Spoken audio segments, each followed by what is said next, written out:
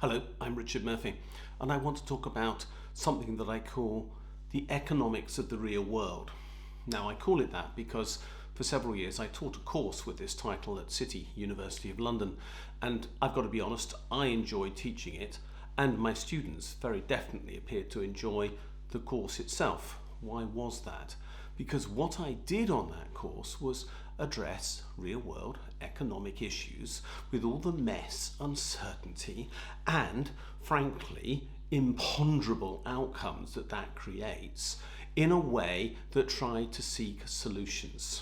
So I encouraged them to think about the data that they had, the theory that they had, the technical answers that were available in literature, and apply them to a problem, and to then realize that, frankly, very often there was no obvious solution, but something had to be come up with, because that's what, well, quite literally, political economy demands.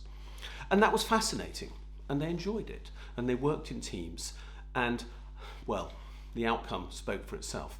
I got a lot of high teacher ratings, they got a lot of good marks, which were always peer-reviewed and passed. Now, why do I raise that here? Because this reflects my approach to economics, or rather to political economy, which is what I think I do, as well as what I have taught. And the reality is that the real world of economics is very messy. And most economists, it seems to me right across the spectrum, do not like mess. They love a nice, simple example that they can work with controlled assumptions that let them bring to the fore their technical excellence and their ability to come up with a perfect answer in any situation. Why do I raise this now?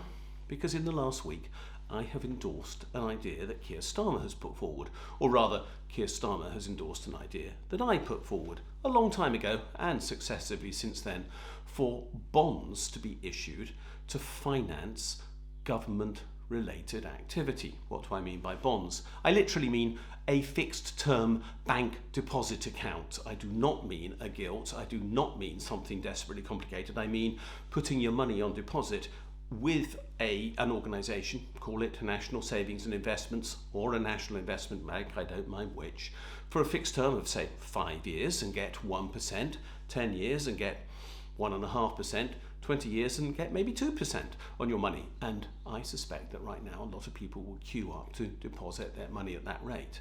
But the reaction to this suggestion and the fact that this money could be used to fund socially useful activities like new social housing, flood defences, green infrastructure, the NHS if you wanted, but in the terms of building new hospitals, which we know have been promised, that reaction has been fierce, particularly from those in the modern monetary theory community, because it doesn't fit with their theory. And my answer to that is, I don't care. There is a real problem in the economy that I look at right now, and that real problem is inequality, and it's growing. I did research last year, 2020, which showed that in the period from 2011 to 2018, which I had data available for, there is no wealth data beyond that time, or at least there wasn't when I did the research, UK financial wealth grew by £5.1 trillion. Whereas in the same period, UK national income was £13 trillion. Now, very clearly, £5.1 trillion was not saved out of £13 trillion. That did not happen. And of course, part of the reason for that is that the measure of wealth is that, a measurement. And if the marginal wealth goes up in value, then all of it is supposedly increasing in value as well. By that I mean if you pay more for one share in Marks and Spencer's, then all the other existing shares also apparently go up by the same price. Whether that would be true if all the shares were on offer or not is uncertain. But the point is, the value went up dramatically. And why did it go up? Well, very largely because of quantitative easing. Now, the quantitative easing injected into the UK economy between 2009 and 2016 totaled around £450 billion. So how does £450 billion relate to 5.1 trillion of wealth increase? precisely because of two things. One, QE forced people out of safe investments like government bonds, which were repurchased by the government, and into riskier investments like stocks and shares. And that was exactly what the Bank of England said its intention was in creating the QE policy. It wanted people to invest in shares because for some naive reason they thought that that would lead to greater levels of investment in the economy, which is absurd because shares have not been used to fund corporate investment for decades.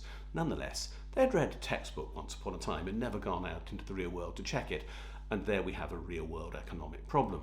But they did it, and they created this accumulation in the valuation of wealth because more people were forced into shares than perhaps would otherwise have been so. The consequence of that wealth inequality is, however, dramatic in the real world. People who feel better off are actually in a minority of the economy. The majority of people in the country are actually not seeing that increase in wealth. The difference in their reaction to the economy in which we live is obviously staggering, and those who haven't resent more greatly those who have. The differences in behaviour is phenomenal. The stresses rise, and let's be clear, those who are wealthy don't spend. We know that. They don't spend all their income anyway. How do we know that? Because if they did, they wouldn't be wealthy. It's a simple, straightforward statement of fact.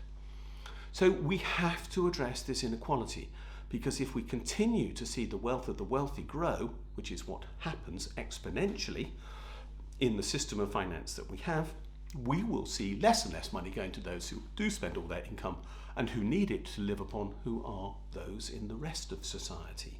And they will get poorer, and the rich will actually not get richer in real terms, because the majority will overall drag down the level of income in the economy because of the stress that creates.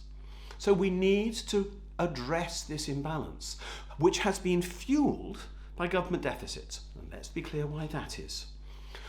When the government spends and does not tax back what it has spent, which is what MMT explains is the right ordering of events, when it doesn't take that money back, it transfers wealth from the state to the private sector.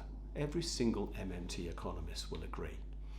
And over the last decade, year in, year out, there have been deficits. In the current year, the deficit may well exceed £300 billion. And that leads to an accumulation of private saving of equal and opposite amount, which is unsustainable if we are to have a fair society.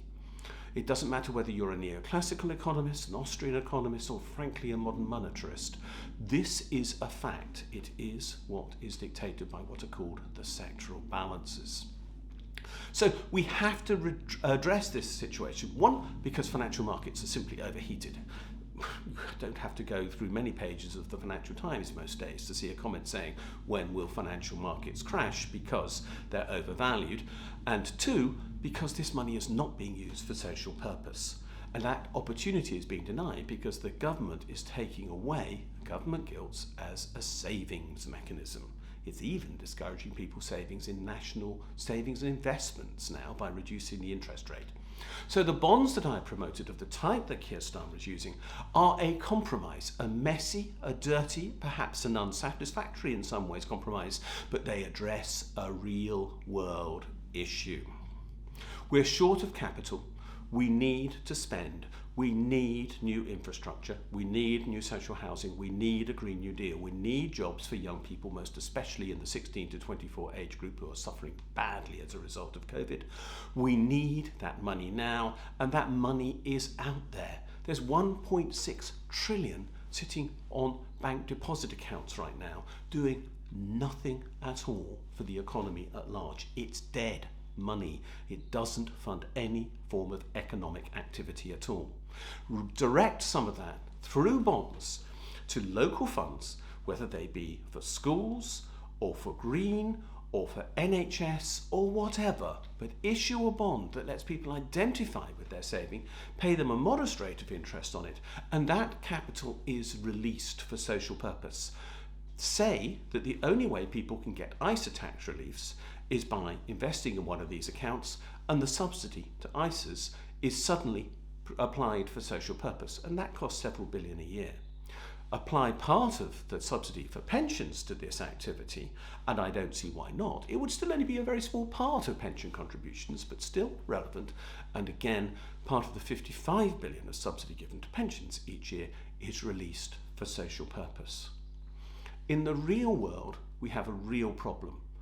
The inequality in wealth created by government deficits transferring government wealth into private hands. We have to address it. This bond is a mechanism for doing that.